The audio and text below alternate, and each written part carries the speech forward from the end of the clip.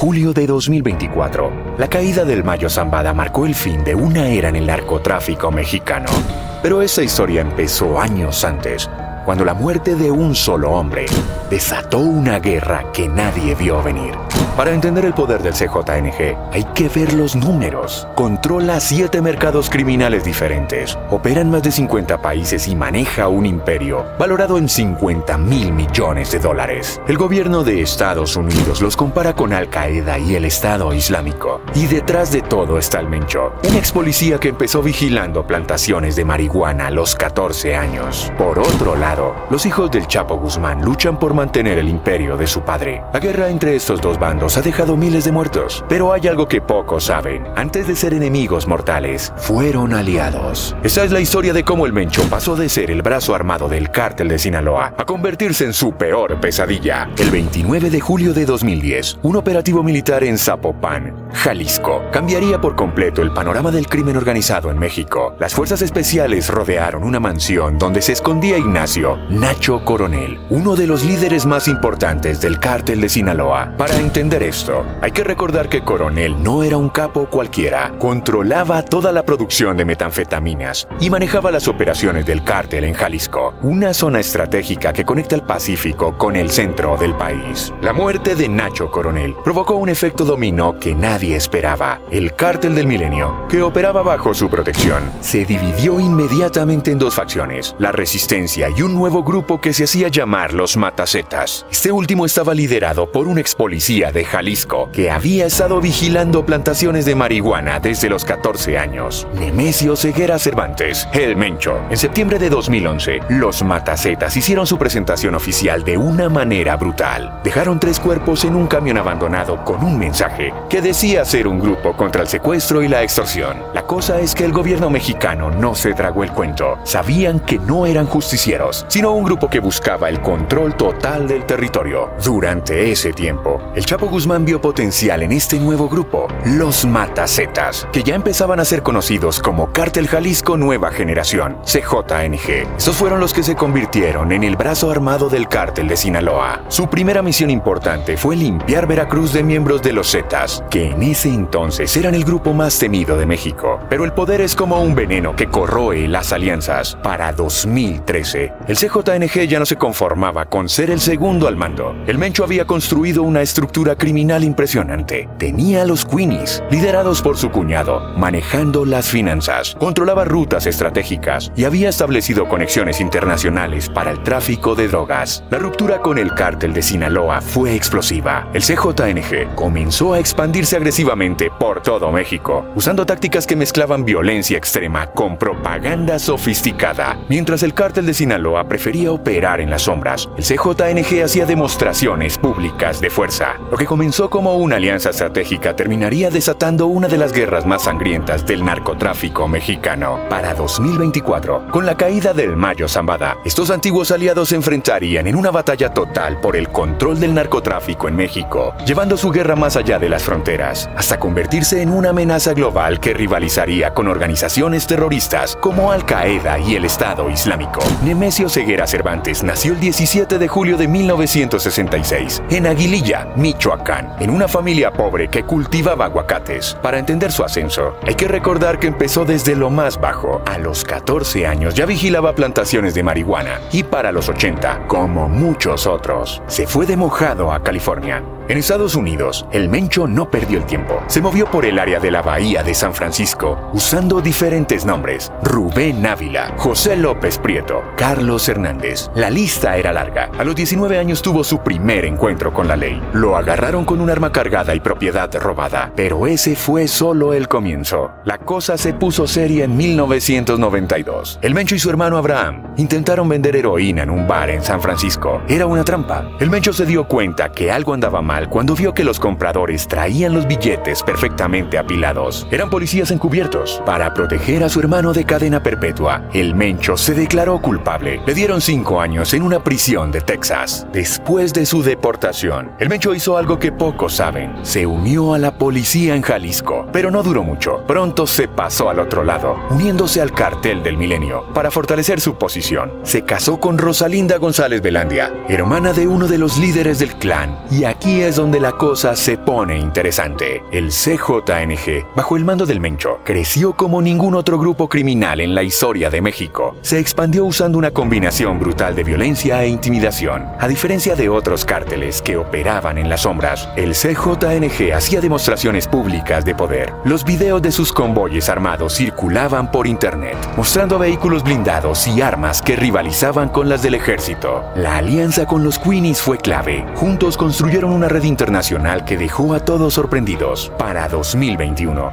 el CJNG ya operaba en casi todo México y tenía presencia confirmada en países como Chile, Colombia, Japón, Australia y España. Y eso es solo lo que se sabe oficialmente. El gobierno de Estados Unidos no exagera cuando compara al CJNG con organizaciones como Al-Qaeda o el Estado Islámico. El grupo no solo trafica drogas, fabrica sus propias armas en lugares imposibles de rastrear, controla territorios enteros y usa las redes sociales para su propaganda, igual que los grupos terroristas más sofisticados del mundo. Lo más impresionante es que todo esto se logró en poco más de una década. El CJNG pasó de ser un pequeño grupo de justicieros a convertirse en una de las 5 organizaciones criminales más peligrosas del planeta, y todo bajo el mando de un ex policía que empezó cuidando plantaciones de marihuana en las montañas de Michoacán. La dinastía Guzmán no sería lo que es hoy en día sin el liderazgo del Chapo. Para entender su poder, hay que recordar que fue uno de los últimos herederos de la vieja escuela del narcotráfico mexicano, aprendiendo directamente de Pedro Aviles Pérez en los años 70. El Chapo consolidó su control absoluto del cártel de Sinaloa en 1995, cuando el Güero Palma fue detenido, aunque él mismo cayó preso en 1993. Nada le impidió seguir dirigiendo el negocio desde la cárcel. La cosa es que el Chapo tenía tanto poder que incluso encarcelado vivía como un rey. Sobornaba al director de la prisión y tenía todos los lujos que quería. En 2001 llegó su primera fuga legendaria. Lo sacaron en un cesto de ropa sucia, junto con el Mayo Zambada e Ismael, el Azul Esparragosa. Expandió el imperio del cártel usando una estructura horizontal, donde cada quien manejaba su territorio, pero trabajaban por los mismos objetivos. El Chapo y el Mayo se convirtieron en los capos más poderosos de México en 2003. Todo cambió con su tercera captura en 2016. Esta vez no hubo fuga posible. Lo extraditaron a Estados Unidos, donde hoy cumple cadena perpetua. Y aquí es donde entran sus herederos, los Chapitos. Los hijos del Chapo comenzaron a tomar el control, pero la transacción no fue nada suave. La organización se dividió en 2 facciones. Por un lado, los Chapitos, Iván Archibaldo, Jesús Alfredo y Ovidio Guzmán. Y por el otro, el Mayo Zambada. En enero de 2023, la detención de Ovidio desató el infierno en Culiacán. Los Chapitos respondieron con narcobloqueos y balaceras que dejaron 29 muertos y 35 heridos. Para julio de 2024, otro golpe sacudió al cártel, la caída del Mayo Zambada. Esto dejó a los Chapitos al frente, pero las luchas internas siguen. El territorio se ha dividido entre las facciones y cada grupo busca imponer sus propias reglas. Lo más interesante es que el cártel ahora maneja nuevos negocios. Ya no solo es cocaína y marihuana. El fentanilo se volvió su producto estrella, metiéndose en un mercado que ha causado miles de muertes en Estados Unidos. Lo que empezó como el imperio de un solo hombre se convirtió en una corporación criminal hereditaria. Y aunque el Chapo ya no está al mando, su legado sigue vivo a través de sus hijos, quienes hoy pelean por mantener el control del imperio que su padre construyó. La guerra entre el CJNG y el cártel de Sinaloa ha alcanzado niveles sin precedentes. Para entender su magnitud, hay que ver cómo se reparten los territorios. El CJNG controla firmemente Jalisco, Colima, Nayarit y Veracruz, mientras que en Guanajuato, Morelos, Guerrero y Michoacán la batalla es constante. La cosa se puso especialmente fea en Tijuana. En 2017, el CJNG hizo una jugada maestra. Se alió con el cártel de Tijuana para recuperar la ruta hacia Estados Unidos que controlaba Sinaloa. Y no fue una simple alianza. Prácticamente se fusionaron, creando el cártel de Tijuana Nueva Generación. El resultado, más de 500 muertos en un solo año. Pero lo que realmente cambió el juego fue cómo pelean esta guerra. El CJNG revolucionó todo. Ya no se esconden como hacía el cártel de Sinaloa. Las tácticas de terror son brutales. El CJNG graba ejecuciones y las sube a internet. Hace que sus víctimas lean mensajes frente a la cámara antes de matarlos. Y lo más increíble increíbles que fabrican sus propias armas en lugares imposibles de rastrear para el gobierno mexicano. A nivel internacional, la cosa está que arde. El cártel de Sinaloa opera en al menos 50 países, pero el CJNG lo está alcanzando rápido. Ya tienen presencia en todo el continente americano y se están expandiendo por Australia y el sudeste asiático. La ONU dice que la violencia en América Central y del Sur se debe principalmente a la guerra entre estos dos grupos. Y no es solo cocaína. Estos cárteles controlan 7 mercados criminales diferentes: tráfico de marihuana, heroína, metanfetaminas, armas, personas. La logística que manejan es impresionante. Usan aviones privados modificados. Tienen rutas marítimas por todo el Pacífico. Y según información oficial, hasta China aparece como uno de los principales destinos de la droga incautada en México. Lo más preocupante es que esta guerra está lejos de terminar. La ONU describe la situación como una red de alianzas cambiantes, donde grupos pequeños y medianos se van uniendo a uno u otro bando según les convenga. Es una guerra total que ha convertido a estos cárteles en las organizaciones criminales más peligrosas del mundo. En marzo de 2017, una traición sacudió al CJNG cuando Carlos Enrique Sánchez, el Cholo, se volteó contra el Mencho. La cosa es que el Cholo no era cualquier miembro del cártel. Había sido el hombre de confianza del Mencho y pieza clave en la expansión del CJNG gracias a sus métodos violentos. Todo explotó cuando el Cholo asesinó a un operador financiero del CJNG conocido como el Colombiano. El Mencho lo marcó para muerte, pero el intento de asesinato falló. Para entender lo que pasó después, hay que recordar que el Cholo conocía demasiado bien el funcionamiento interno del cártel. En lugar de esconderse, el Cholo hizo algo que nadie esperaba. Pactó una alianza con el cártel de Sinaloa. El Mayo Zambada vio la oportunidad perfecta y no dudó en proporcionarle fondos y sicarios para atacar al Mencho. La jugada era brillante: usar a un exalto mando del CJNG contra su propio cártel. Las consecuencias fueron brutales. El CJNG respondió con todo su poder y en marzo de 2021 encontraron el cuerpo del Cholo en un banco de un parque en Tlaquepaque. Estaba apuñalado y envuelto en plástico. Un mensaje claro para cualquiera que pensara en traicionar al cártel. Pero el Cholo no estuvo solo en su traición. Eric Valencia Salazar, uno de los fundadores del CJNG, también se separó del Mencho y se unió al recién formado cártel Nueva Plaza. Esta serie de traiciones provocó un reacomodo total de fuerzas en el bajo mundo mexicano. Los cárteles más pequeños se vieron obligados a tomar partido. El CJNG, por ejemplo, logró una alianza estratégica con el cártel de Tijuana que prácticamente se convirtió en una fusión. Y no solo eso, también se alió con el cártel de Juárez. Todo esto con un solo objetivo: enfrentar al cártel de Sinaloa por el control de las rutas hacia Estados Unidos. El resultado fue un cambio dramático en el balance de poder. Para 2018, el CJNG había superado al cártel de Sinaloa en el dominio del crimen organizado que los sinaloenses habían mantenido por más de 2 décadas. Y así,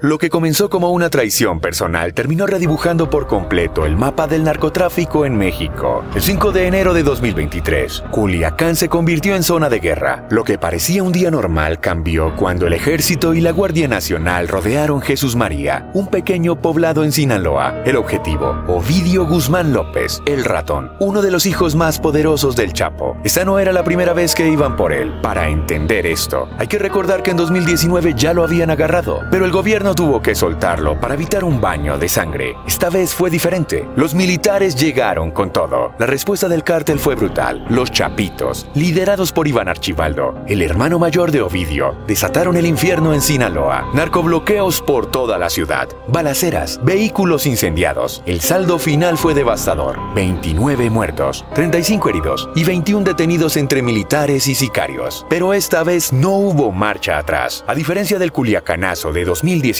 el gobierno logró sacar a Ovidio de Sinaloa y lo metieron al altiplano. Sí, la misma prisión de la que se había fugado su padre. La cosa no paró ahí. El 15 de septiembre de 2023, después de una larga batalla legal, lo extraditaron a Estados Unidos. El golpe a los Chapitos provocó un efecto dominó en el cártel de Sinaloa. Ya venían debilitados desde la captura del Chapo y ahora, con Ovidio fuera del juego, empezaron a perder territorios que habían controlado por décadas. Y no solo eso, el cártel se empezó a fragmentar. fermentar desde adentro. Las facciones de los Chapitos y el Mayo Zambada, que ya venían tensas, se dividieron aún más, pero el verdadero knockout llegó en julio de 2024, la caída del Mayo Zambada, con el último de los viejos capos fuera del tablero. El cártel que una vez fue el más poderoso de México quedó a la deriva, mientras el CJNG aprovechaba para expandir su territorio. Los Chapitos ahora enfrentan una nueva realidad. Ya no solo pelean contra sus enemigos externos, sino que tienen que mantener unido lo que queda del imperio de su padre. Para entender la batalla actual entre el CJNG y el cártel de Sinaloa, hay que ver el mapa del 2024. La cosa es que ya no son simples disputas territoriales. Esto se convirtió en una guerra total que ha redibujado por completo el narcotráfico en México. El CJNG ahora tiene presencia prácticamente en todo el país. Controla puntos estratégicos que nadie imaginaba hace una década. Querétaro, por ejemplo, donde domina toda la zona sur y usa los municipios como corredor hacia el centro del país. Y no solo eso, hacia Chiapas, que parecía intocable, se convirtió en un punto clave para el cártel por su ubicación estratégica para el tráfico hacia Centroamérica. Las estrategias de ambos bandos son completamente diferentes. El cártel de Sinaloa mantiene un perfil bajo, opera en las sombras y usa la corrupción como arma principal. Construyen túneles impresionantes. El último que encontraron era del tamaño de 6 campos de fútbol. Sobornan funcionarios y hasta transportan cocaína en tiburones congelados. El CJNG, por su parte, va con todo. Hace demostraciones públicas de poder, sube videos a internet mostrando su arsenal y usa tácticas de terror que la DEA compara con las del Estado Islámico. Tienen tanta fuerza que en algunos lugares son más respetados que la misma policía. Pero lo que realmente cambió el juego fue el fentanilo. Esta droga sintética que viene principalmente de China e India se convirtió en el nuevo oro del narco. El cártel de Sinaloa y el CJNG pelean por el control de su producción y distribución, usando laboratorios clandestinos por todo México. La magnitud del problema es brutal. El gobierno de Estados Unidos está tan preocupado que puso al CJNG entre las 5 organizaciones criminales más peligrosas del mundo. Las autoridades mexicanas están sobrepasadas, incluso cuando duplican efectivos en zonas conflictivas como Sinaloa. La violencia sigue incontenible y mientras tanto, los dos cárteles siguen expandiendo sus operaciones globales, llegando a lugares tan lejanos como Australia, África y el sudeste asiático. Para entender el verdadero costo de esta guerra, hay que ver más allá de los territorios en disputa. La ONU acaba de soltar un informe que pone las cosas en perspectiva. México tiene identificados 9 grandes grupos criminales que se dividen en 53 cárteles y 65 células. Y en medio de todo este caos, el CJNG y el cártel de Sinaloa siguen siendo los peces gordos. La violencia ha alcanzado niveles brutales. Solo hay que ver lo que pasó en Aguililla, Michoacán. En 2020, un solo enfrentamiento dejó 21 muertos. O la masacre de Minatitlán, donde el CJNG mató a 14 personas en una fiesta de cumpleaños, solo por buscar a una persona. La cosa es que ya no son solo peleas entre cárteles. Los civiles están quedando atrapados en medio, pero el impacto va más allá de los muertos. Los cárteles